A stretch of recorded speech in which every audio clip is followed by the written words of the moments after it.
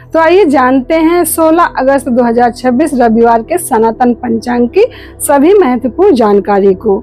सनातन पंचांग आप लोगों को कैसा लगता है, वीडियो के कमेंट बॉक्स में जाकर कमेंट करके जरूर बताना। सनातन पंचांग दिनांक 16 अगस्त 2026, दिन रविवार, विक्रम संवत 2083, गुजरात अनुसार 2082, शक संवत 1948, आयन दक्षिणायन, ऋतु वर्षा ऋतु, मास श्रावण मास, पक्ष शुक्ल, तिथि चतुर्थी शाम 4:52 तक, तत्पश्चात पंचमी, नक्षत्र हस्त 17 अगस्त रात्रि 3:50 तक, तत्पश्चात चित्रा, योग साध 17 अगस्त प्रातः 4:08 तक, तत्पश्चात शुभ, राहु काल शाम 5:32 से शाम 7:08 तक, सूर्योदय सुबह 6:18, सूर्यास्त शाम 7:07, दिशा शूल पश्चिम दिशा में, व्रत पर्व विवरण। विनायक चतुर्थी विशेष, चतुर्थी को मूली खाने से धन का नाश होता है। ब्रह्मपुराण ब्रह्मखंड, चतुर्मास के दिनों में तांबे व कांसे के पात्रों का उपयोग न करके अन्य धातुओं के पात्रों का उपयोग करना चाहिए, स्कंद पुराण में वर्णन है। चतुर्मास में पलाश के पत्तों की पत्तल पर भोजन करना पापनाशक है।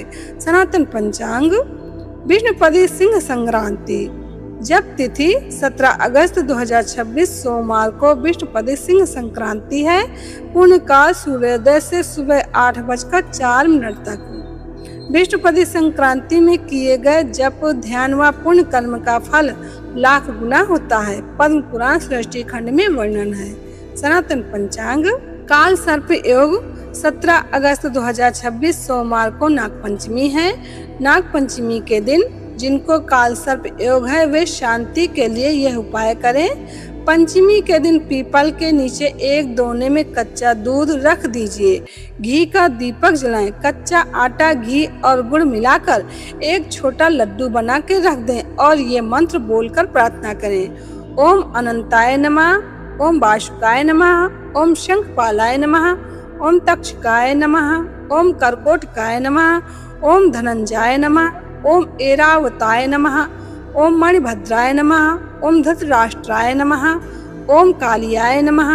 काल सर्प योग है तो उसका प्रभाव निकल जाएगा, तकलीफ दूर होगी, काल सर्प योग की शांति होगी। श्री सुरेशानंद जी। सनातन पंचांग नाग पंचमी गतांग से आगे श्रावण मास के शुक्ल पक्ष की पंचमी तिथि को नाग पंचमी का पर्व मनाया जाता है। इस बार ये पर्व 17 अगस्त सोमवार को है। इस दिन नागों की पूजा करने का विधान है। हिंदू धर्म में नागों को भी देवता माना गया है। महाभारत आदि ग्रंथों में नागों की उत्पत्ति के बारे में बताया गया है। इनमें शेषनाग, वासुकी, तक्षक आदि प्रमुख हैं। नाग पंचमी के अवसर पर हम आपको ग्रंथों में वर्णित प्रमुख नागों के बारे में बता रहे हैं। करकोटक नाग, करकोटक शिव के एक गण हैं। पौराणिक कथाओं के अनुसार सर्पों की मां कद्दू ने जब लोगों को सर्प यज्ञ में भस्म होने का श्राप दिया, तब भयभीत होकर कम्मल नाग ब्रह्मा जी के लोक में, शंखचूड़ मणिपुर राज्य में, कालिया नाग यमुना में, धृतराष्ट्र नाग प्रयाग में, एलापत्र ब्रह्मलोक में और अन्य कुरुक्षेत्र में तप करने चले गए। ब्रह्मा जी के कहने पर करकोटक नाग ने महाकाल वन में महामाया के सामने स्थित शिवलिंग की स्तुति की। शिव ने प्रसन्न होकर कहा, जो नाग धर्म का आचरण करते हैं उनका विनाश नहीं होगा। इसके बाद करकोटक नाग उसी शिवलिंग में प्रवेश कर गया।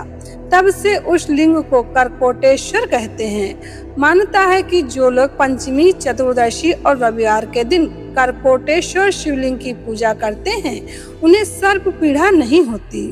कालिया नाग, श्रीमद् भागवत के अनुसार कालिया नाग यमुना नदी में अपनी पत्नियों के साथ निवास करता था। उसके जहर से यमुना नदी का पानी भी जहरीला हो गया था। श्री कृष्ण ने जब यह देखा तो वे लीलावश यमुना नदी में कूद गए। यहाँ कालिया नाग व भगवान श्री कृष्ण के बीच भयंकर युद्ध हुआ।